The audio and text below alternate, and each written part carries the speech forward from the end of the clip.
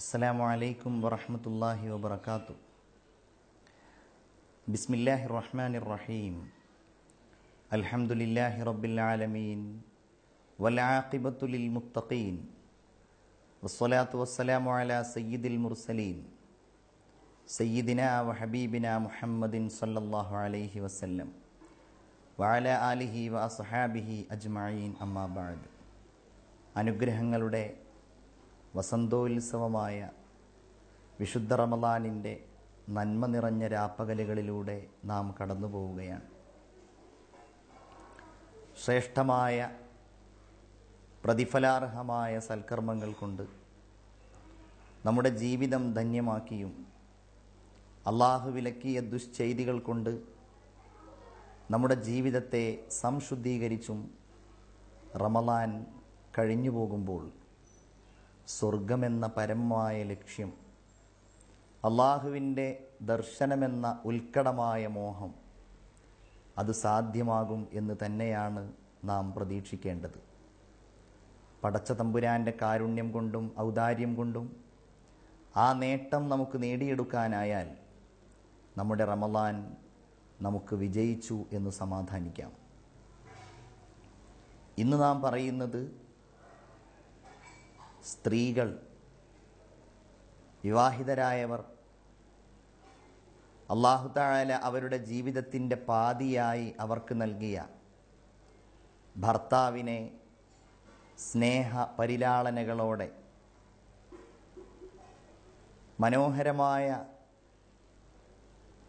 ദർശനത്തോടെ അവരെ സമീപിക്കണം, അവരെ പരിപാലിക്കണം, അവരുമായുള്ള ബന്ധം പുലർത്തണം, അവരുമായുള്ള കടമകളിലും കടപ്പാടുകളിലും ശുഷ്കാന്തി കാണിക്കണം എന്നതിനെ സംബന്ധിച്ചാണ്.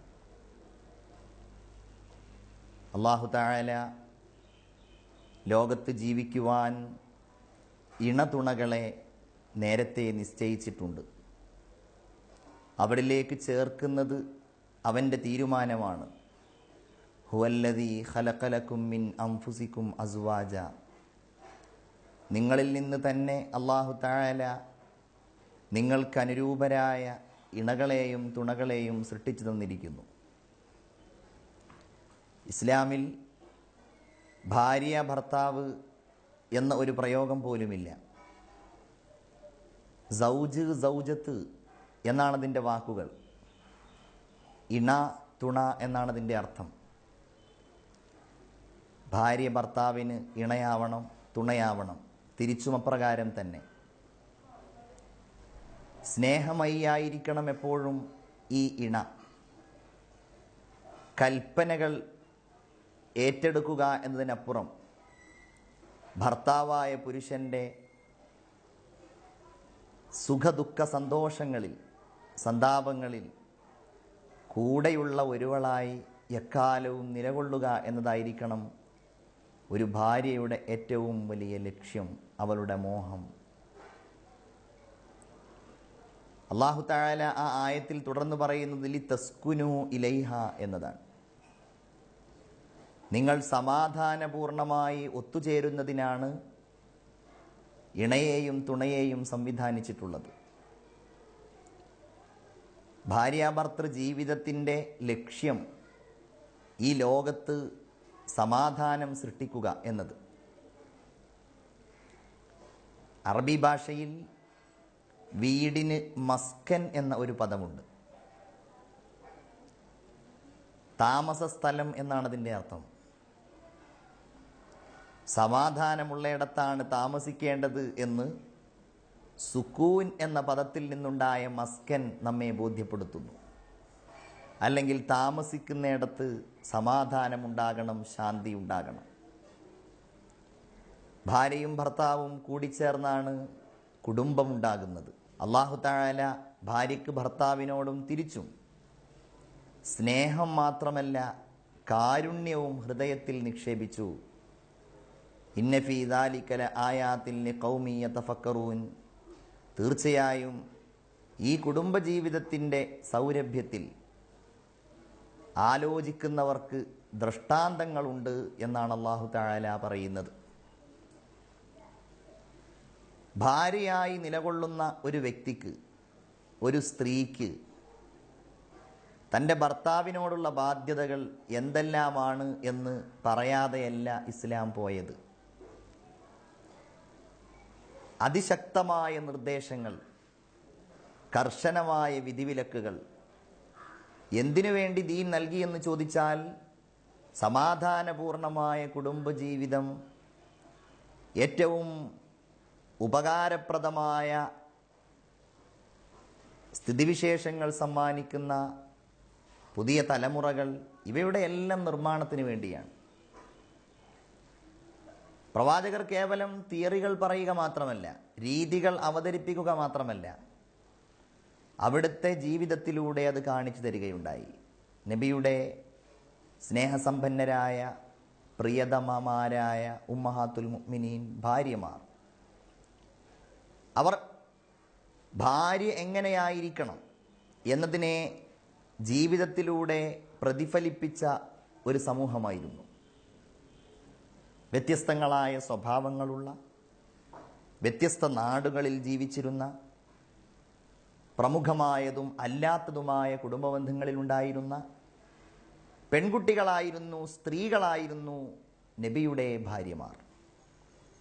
ഓരോ ഭാര്യയ്ക്കും സ്വഭാവ വൈശിഷ്ട്യങ്ങളും വ്യതിരക്തമായ സ്വഭാവ ഗുണങ്ങളുമുണ്ട്. അവരിൽ നിന്നാണ് യഥാർത്ഥത്തിൽ ആധുനിക കാലത്തെ എന്നല്ല എക്കാലത്തെയും കുടുംബിനികൾ ഭർത്താവിനോടുള്ള പെരുമാറ്റത്തെ പഠിക്കേണ്ടത്. സ്നേഹത്തിൻ്റെ നിറകുടങ്ങളായിരുന്നു നബിയുടെ ഓരോ ഭാര്യമാരും. നബി എന്താണ് ഒരു ഭാര്യയുടെ വിശേഷണമായി പറഞ്ഞിട്ടുള്ളത് എന്ന് നോക്കാം. ചിന്തോദ്ദീപകമായ ഒരു വചനം ഇങ്ങനെയാണ്: ഇദാ നളർതഹ സർറതുക.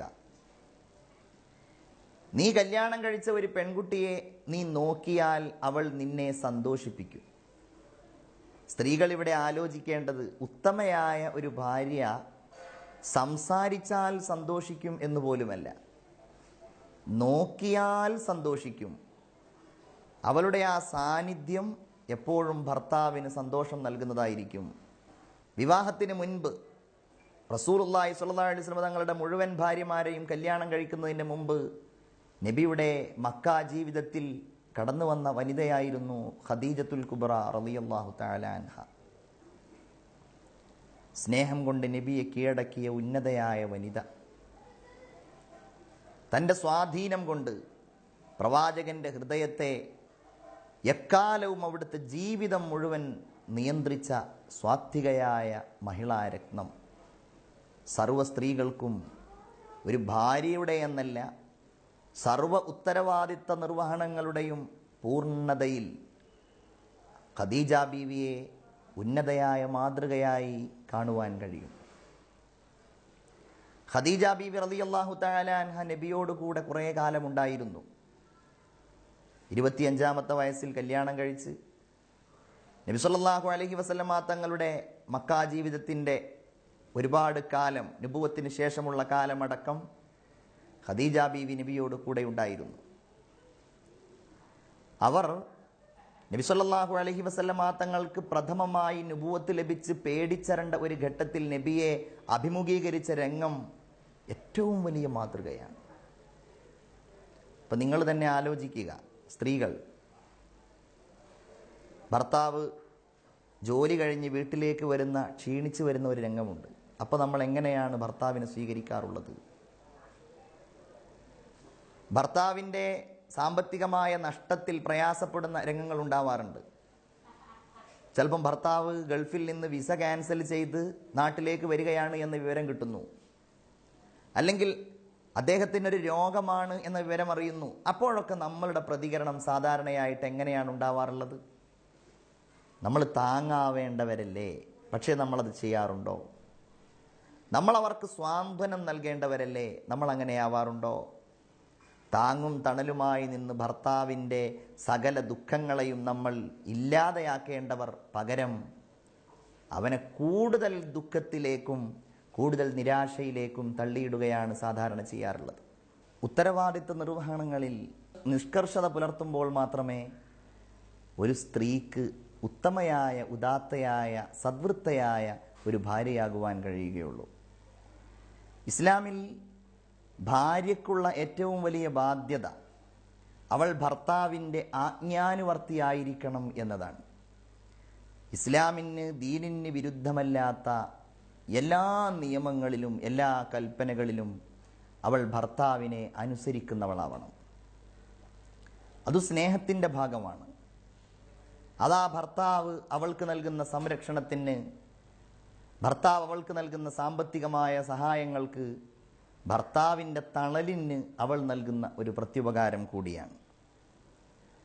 ഭർത്താവിൻ്റെ സമ്പത്തിൽ സംരക്ഷണ ചുമതല ഏറ്റെടുക്കേണ്ടത് ഭാര്യയാണ്. അപ്രകാരം ഭർത്താവിൻ്റെ സന്താനങ്ങൾ, അവരുടെ സംരക്ഷണം, അവരുടെ വളർച്ച, ഈ കാര്യങ്ങളിൽ സ്ത്രീ എപ്പോഴും പ്രാധാന്യം പുലർത്തേണ്ടതുണ്ട്. പ്രവാചകർ സല്ലല്ലാഹു അലൈഹി വസല്ലമ തങ്ങൾ സ്ത്രീകളോട് പ്രത്യേകമായി പറഞ്ഞത് തന്നെ വൽ മർഅതു റാഇയത്തുൻ ഫീ ബൈതി സൗജിഹാ. ഒരു സ്ത്രീ അവളുടെ ഭർത്താവിൻ്റെ വീട്ടിൽ അവൾ ഭരണാധികാരിയാണ്. അവളുടെ ഭരണീയർ, അവരുടെ മക്കൾ, ഭർത്താവിൻ്റെ സ്വത്ത്, സമ്പത്ത്, വീട്, കുടുംബം ഇതൊക്കെയാണെങ്കിൽ തീർച്ചയായും അതിൻ്റെ ഉത്തരവാദിത്തം അവർ നിർവഹിച്ചോ എന്ന കാര്യം അവരോട് ചോദ്യം ചെയ്യപ്പെടും എന്ന് പ്രവാചകർ സല്ലല്ലാഹു അലൈഹി വസല്ലമ തങ്ങൾ അരുളിയിട്ടുണ്ട്. ഖുർആൻ പറയുന്നു, ഫസ്വാലിഹാതു ഖാനിതാതുൻ ഹാഫിളാതുൻ ലിൽ ഗൈബ്. സദ്വൃത്തയായ സ്ത്രീകൾ, അള്ളാഹുവിനെ സൂക്ഷിക്കുന്ന വനിതകൾ, അവർ ഖാനിതാതുൻ ഭക്തിയുള്ളവരായിരിക്കും, പടച്ചവനെ പേടിക്കുന്നവരായിരിക്കും.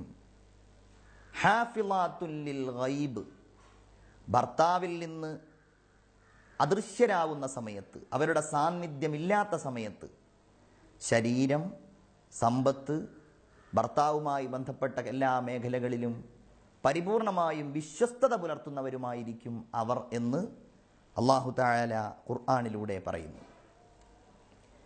ആയിഷ റളിയല്ലാഹു തആല അൻഹ നബിയോട് ഒരിക്കൽ ചോദിച്ചു, അയ്യുന്നാസി അഅലമു ഹഖൻ അലൽ മർഅ. സ്ത്രീക്ക് ജനങ്ങളിൽ നിന്ന് ഏറ്റവും വലിയ ബാധ്യത ആരോടാണ്? മാതാവിനോടാണോ, വാപ്പായോടാണോ, ഭർത്താവിനോടാണോ, മക്കളോടാണോ, ആരോടാണ്? പറഞ്ഞു, അവളുടെ ഭർത്താവിനോടാണ്. തിരിച്ച് രണ്ടാമത് ചോദിച്ചു, അങ്ങനെയാണെങ്കിൽ പുരുഷന് ആരോടാണ്? ഭാര്യയോടാണ് എന്നല്ല, ഉമ്മയോടാണ്. ഉമ്മയേക്കാൾ, വാപ്പയേക്കാൾ, മറ്റുള്ള എല്ലാവരെക്കാളും വിവാഹിതയായ ഒരു പെൺകുട്ടിക്ക് അവളുടെ ഭർത്താവ് തന്നെയായിരിക്കണം മുഖ്യം എന്ന ഒരു സന്ദേശമാണ് അള്ളാഹുവിൻ്റെ ദീൻ നൽകുന്നത്. ഒരാൾ യാത്ര പോകുമ്പോൾ നബിയുടെ കാലഘട്ടത്തിൽ തൻ്റെ ഭാര്യയോട് പറഞ്ഞു, ഈ വീട്ടിൽ നിന്ന് നീ ഒരിക്കലും പുറത്തേക്ക് താഴേക്ക് ഇറങ്ങരുത്. 2 നിലയുള്ള ഒരു വീടായിരുന്നു. യാത്ര കഴിഞ്ഞ് തിരിച്ചു വരുന്നത് വരെ ഭർത്താവുമായി ബന്ധപ്പെടാനുള്ള അവസരമൊന്നുമില്ല. ഇനി രണ്ടാമത് ഇറങ്ങട്ടെ എന്ന് ചോദിക്കാൻ. ഈ സ്ത്രീയുടെ പിതാവ് മരണപ്പെട്ടുപോയി. ഭർത്താവിൻ്റെ കൽപ്പനയാണോ അതോ പിതാവിൻ്റെ മരണമാണോ മുഖ്യമായി കാണേണ്ടത് എന്ന സംശയം നബിയോട് ചെന്ന് ചോദിച്ചു. അള്ളാഹുവിൻ്റെ പ്രവാചകന്റെ സംസാരം ഇങ്ങനെയായിരുന്നു, ഭർത്താവ് പറഞ്ഞത് കേൾക്കുക, പിതാവിൻ്റെ മയ്യിത്ത് സന്ദർശിക്കാൻ അനുവദിച്ചില്ല. ആവർത്തിച്ച് ഈ സ്ത്രീ നബിയോട് ആവശ്യപ്പെട്ടുകൊണ്ടിരുന്നു. അപ്പോഴൊക്കെ ഭർത്താവ് ഒരു വാക്ക് പറഞ്ഞിട്ടുണ്ടെങ്കിൽ അതിനപ്പുറം നീ സംസാരിക്കരുത്, നീ പ്രവർത്തിക്കരുത് എന്ന സന്ദേശം നൽകി. അവസാനം ഈ സ്ത്രീയുടെ പിതാവിൻ്റെ മയ്യിത്ത് മറമാടുന്നത് ദൂരെ നിന്ന് നോക്കിക്കാണേണ്ടി വന്നു. ഒടുവിൽ